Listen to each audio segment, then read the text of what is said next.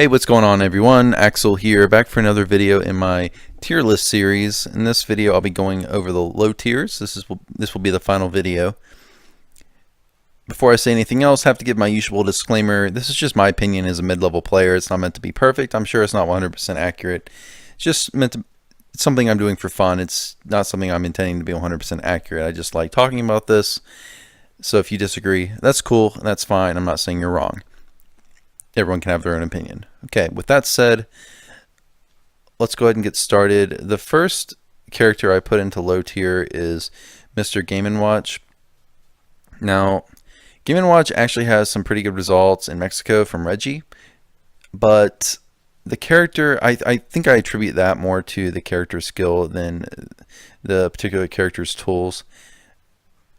Game & Watch has two main issues that really hold him back. He doesn't really have a good approach, and he's so light for no reason. Like, he's so light, and he doesn't get any kind of equal benefits in exchange for that. Like, other characters, like say Rosalina, are really light, but they have clear tools and strengths that they get in return for being that light. But Game & Watch just doesn't. He's just light for flavor reasons, because he's the character is made of paper. He's Game & Watch, so he doesn't have enough to compensate for his lightness.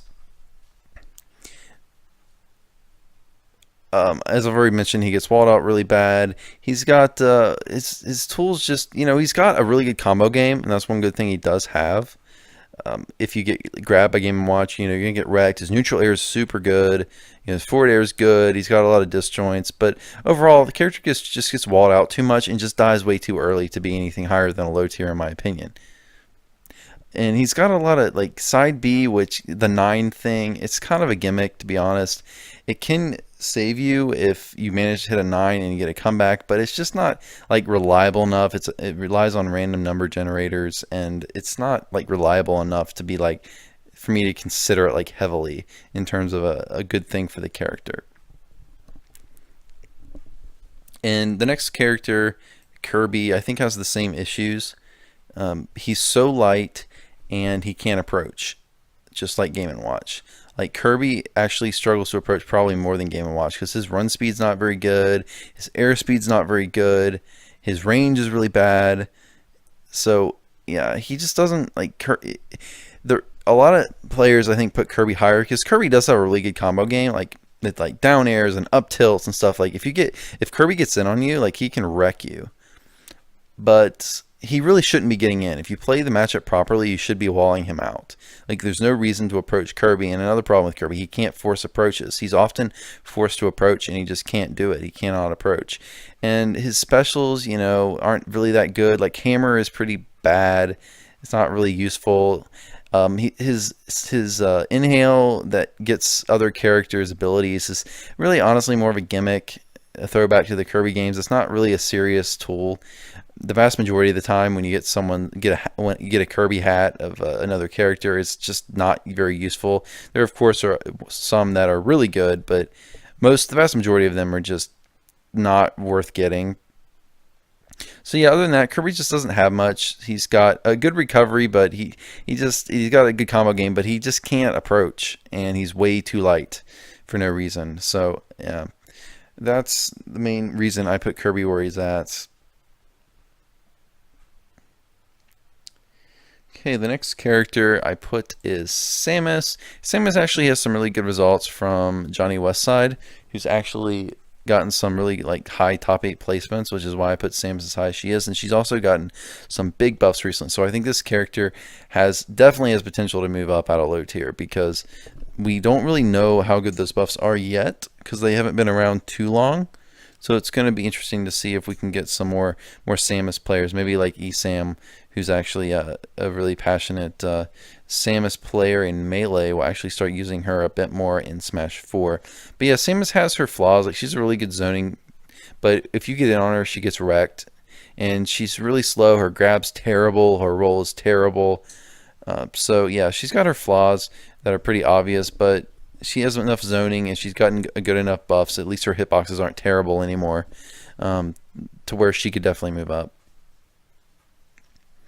Next, I put Ganondorf, which might surprise some of you. I put him a little bit higher, out of the bottom 5, a little bit higher than a lot of other tier lists put him. Ganondorf is such a polarizing character because he's a character that gets better the higher level you get. Like at top level tournaments, yeah, Ganondorf's not going to do all that great, but he can really dominate at mid skill levels and especially low skill levels. He's like probably the best character in the game at low skill levels. But he's so hard to put on a tier list because, yeah, if you play perfect against Ganondorf, you're going to win. If you space really well, you're going to win, but all Ganon needs is like one read and he kills you at like some stupid percent because his smashes are so strong. He also has this Ganon side thing, which unlike other suicide moves, actually kills the opponent first. So if you're both on his last stock, all he needs is to land one side, be off stage, and you lose. He's also got Flame Choke, which is really good. Like Flame Choke puts you in a situation if you get hit by it where there's no safe options to get away. If you miss your tech, he can like down tilt you. He can go for a follow up for another Flame Choke. And if you do tech it and you tech away, he can read your tech away and get another Flame Choke that way. So it's like a read situation where he kind of has he can guess and react to your DI. And if the Ganon player is really good at recognizing or picking up on how you're DIing or how you're teching, he can really get some long strings. And we've seen some pretty okay results from Ray Calm, who actually it's considered the best Ganon in the world, and he actually had a set with 0 recently, and he actually did pretty well. He got 2-0'd, but he went last stock with 0 both games and was really close both games to actually taking it. So Ganon's a character that, yeah, he has his obvious flaws where his mobility's terrible. He doesn't have much of a grab range. His recovery's bad. And he's extremely exploitable, which is why he's low tier. But he's so polarizing because all he needs is like one read and he's right back in the game. He's never out of it. So he's a really, really scary character that you definitely need to respect when you go in. So even though he's actually low tier, like because he's so polarizing, you have to respect him all the time. Unlike some of these other low tier characters where you can kind of just adapt to, you can just use the same playstyle over and over and over and get a free win. You gotta be on your toes with Ganon. So next I put Zelda, and I actually don't think Zelda is like, she's bad, but she's not like that bad. She's not worse than the game anymore. She got some key buffs, and I think she's actually very underrated. I'm not saying she's not low tier. She's still low tier, but she's actually has a couple scary things. Her back air is really strong, will kill you really early. She's got like, I believe her in one of the last patches, she got a down throw to up air. I don't know if it's true or not, but it can kill you really early. Like Zelda is super powerful. She's also got her elevator up B combos she can do, which will kill you really early. So Zelda's actually really scary, and even though she has a lot of bad moves, like her specials are terrible. Like her down B's awful. Her I think it's what is it called? Jin's Fire, I think. Her side B projectile is really bad, but at least it can kind of mess with people off stage a little bit, like at least be annoying off stage for edge guarding purposes. And her hitboxes are bad, and that's why she's low tier. But she does have some scary tools. You should respect Zelda when you play her. And it seems like every time I run into a Zelda, they're often a really passionate player. So it seems like Zelda mains put in a lot more work with their character than you might see with other low tiers. Okay, next I put Link, and I think Link is really bad. Like, and this is different from a lot of other tier lists, but I do think Link is really bad as a character. Like, he's so bad. Like, he's Toon Link, but way, way worse. He's bigger. He's a lot slower. Unlike the thing that really makes like Link way worse than Toon Link is he doesn't have the speed to utilize his bombs properly for follow-ups.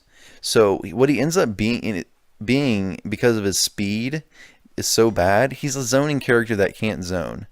So like his projectiles are just, to me, and I never have had I never have problems with Links because because of the speed, the projectiles just don't bother me. If you power shield properly, you should be able to get in on Link like every time. Like he really can't do much of anything against shield. And on top of him being slow and his projectiles being prone to power shielding, he has a horrible grab, which is super laggy. So he really can't punish shield very well. So you should be able to just get in on Link and kill him up close, like dominate him up at the close range. Because of course his frame data is not very good. One thing he has going is he actually is really powerful. Like his smashes are super powerful. His dash attack is really strong. So if he gets a read on you, he can kill you early. But he really shouldn't. Like just power shield against Link, approach him slowly, get in on him, and abuse the fact that he doesn't have good answers against shield. And you shouldn't have any problems. And a lot of his moveset is so punishable. Like he can throw out so much stuff, and you can just bait and punish him all day. So yeah, Link's not very good. I would like to see more frame data buffs for him. Next, I put King Dedede, who is my first main in this game. I mained him for like 8 months right when the game came out, and then I dropped him because I realized how bad he was. Even though I really like the character, I still play him for fun. Like he's my go-to low tier, and if there's ever a low tier tournaments, he's definitely going to be my low tier main. But yeah, he has so many issues. Like it makes me sad because I love the character, but I could talk forever about King Dedede, but I'll try to keep it short. His frame data is awful, some of the worst frame data in the game. He doesn't have hardly anything that's safe on shield. In neutral, all you can really do is like back air, and even back air isn't safe on shield unless you properly space it. His F tilt, even though it's a big range, is so laggy that it's not safe on shield at all. You can just shield it and you can still get punished. His Gordos, of course, are terrible.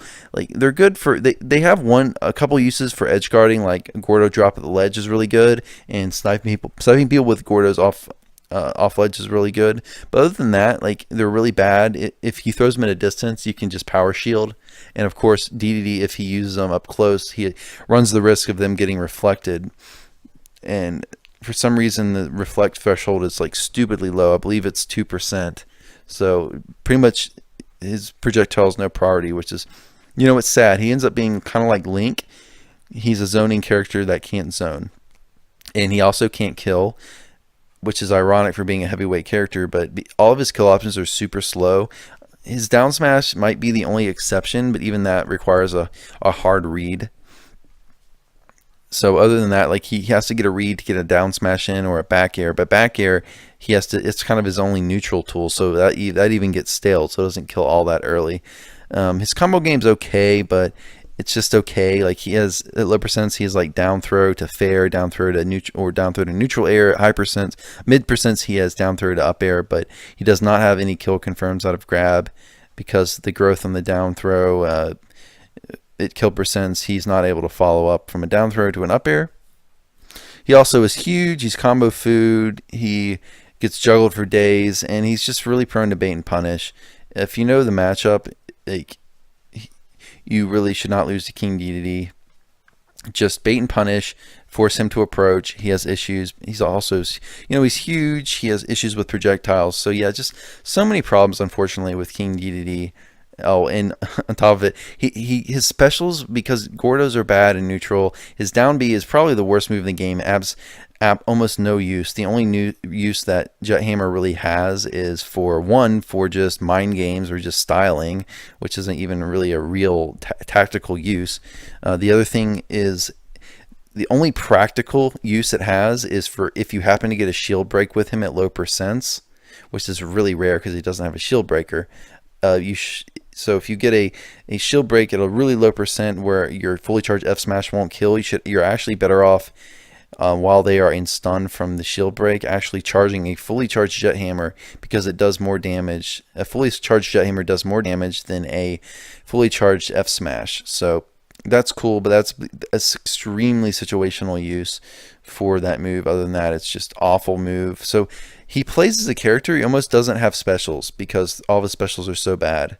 Like his side B and his down B are just so bad. So yeah, it just makes me sad. Like even his neutral special, his inhale, it is not very good. It's okay, like as a reverse inhale as a mix up, but the move is so laggy. It's just like it's a high risk, low to moderate reward move. Like I think it does like 10 damage, but if you miss, they can like do like charge a smash attack. It's so laggy. So yeah, a lot of problems with this character. He really doesn't deserve to be any higher than he is. He also has almost no results. Okay, next I put. This is now we're down to the bottom 3. As you might notice, I'm not going to be ranking the Mii characters. I'm sorry, actually we're down to bottom 4. Guys, I'm sorry, I just realized I forgot Falco. I meant to put Falco here at the beginning, but I must have missed him. My fault. So I'll go ahead and talk about him now. Falco is one of those characters, I think he's really borderline between mid-tier and low-tier. He's just, as a character, he's just Fox, but a lot worse. Like, he's light. He doesn't, just his lasers are garbage compared to Fox. Sorry to offend any of you Falco mains. He has some, like, he has back air. He's got some pretty good combos, but he's not that fast. Like, he has an exploitable recovery. It's just, like, he doesn't really have much. You know, just play Fox. Fox is just like a lot better. I know some of the Falco players I've talked to, they're like, oh, but he has better edge guarding and stuff than Fox, which is true. He has stuff like he has a reflector, his side B spikes like really well. But yeah, but overall, I just don't. I find his neutral lackluster, and I find him exploitable off stage, and he's also really light on top of that. So yeah, unfortunately, I think he's really borderline between mid tier and low tier, but I'm going to go ahead and put him here at the beginning of low tier. Okay, next after DDD, I put Duck Hunt, and we're now down into the bottom 3. And I was kind of torn between Duck Hunt or Palutena here. Duck Hunt is really bad because while he has some creative stuff with his zoning, and we've seen actually some good results from Dandy Penguin, who actually did really well at, I think it was Glitch. The character just, he doesn't have much. His 2 main issues is he can't kill, and he has one of the worst recoveries in the game. His smash attacks are kind of the reason why he's so low. Like his smashes are really bad, and characters often like fall out of them. He doesn't have a whole lot to kill other than that. Like the can kill like later percents, but yeah, he just doesn't have much. His projectile game I find lackluster. The only one that's really any good is the can, but it's, you know, it's just not all that hard to deal with. And since the character can't kill and the character's disadvantage state off stage is so bad, I think he has to be like bottom 5 in the game, unfortunately for him. Okay, next we're going to put Palutena, and you know, I debated putting Palutena a little higher because she doesn't have like super exploitable traits like Duck Hunt does with his recovery. But Palutena just as a character just has bad frame data and just doesn't have any tools. Like she has a reflector, but other than that, like what does she have? She can't kill. She has bad frame data. Like her tilts, why do they take, I don't know why the frame data is so bad on Palutena. Like her tilts are terrible, auto reticle's terrible, it just takes forever. I just don't understand this character. Like what are they doing with the design of this character? Like she needs to have something. So like she can't kill, she has bad frame data, like what is she needs something, she just doesn't have anything. So unfortunately, I put her at low tier, and it's really debatable. You know, you could put her a little higher, I guess, but I just, with her lack of results behind, her lack of results is the reason why I put her below Duck Hunt.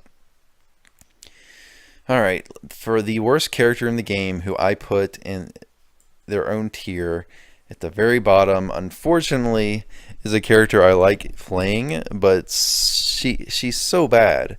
Jigglypuff. Like, I don't understand why this character has not gotten any buffs since launch.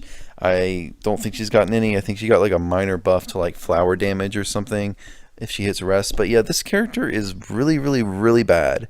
She is really bad at like every area of the game except for like a few things. But she has the lightest character in the game, 68 weight unit value. So she dies super early. She has probably the worst range in the entire game. I think Kirby and Wario are pretty close to her on that, but she might have the worst range in the game. She has a terrible approach. She can't approach you. She doesn't get anything out of grab, and she has no true confirms into rest at kill percents. She doesn't have any good way of dealing with shield. Yeah, she has pound, but unless you have got some significant amount of shield damage, you don't have to respect pound. Sing, I mean, what even is Sing? Like, it's not very useful at all. She's got she's got pretty good edge guarding, and she can run away, but is Jigglypuff, like, you're probably not, she's so bad, you're probably not going to be winning, to be honest, to be trying to camp people out. So I think she's indisputably the worst character in the game right now. I don't see how you consider another character worse than her. She's so bad. And this is Smash 4, so I'm not saying she can't beat anybody, but I think I'm really sad I think they've fallen flat in her design as a character. Like, specifically Rest. Like, I think to buff this character, they need to give her some kind of true confirms into Rest at some kind of percent window. But because she doesn't have that, Rest is almost like a useless move because it's hard read only, and it's so risky. You know, if you miss a rest, you die. So it's like, and it doesn't even kill that early in this game. Like, unlike Melee, where it pretty much takes your whole stock. In this game, rest doesn't kill until like 60 or 70, something like that. So yeah, unfortunately, poor Jigglypuff just sits there here at the bottom of the tier list, and I don't see how she could not be the worst character in the game right now. So guys, I hope you enjoyed my tier list. That's going to be it for this little series. Please leave comments below tell me how wrong and bad I am because of the opinions I have. Be interested in reading your comments. So guys, I hope you enjoyed the series. And as you can see below, I didn't rank the Mii fighters mainly because they're just not very relevant in the metagame right now, and their status as legal in tournaments is really up in the air.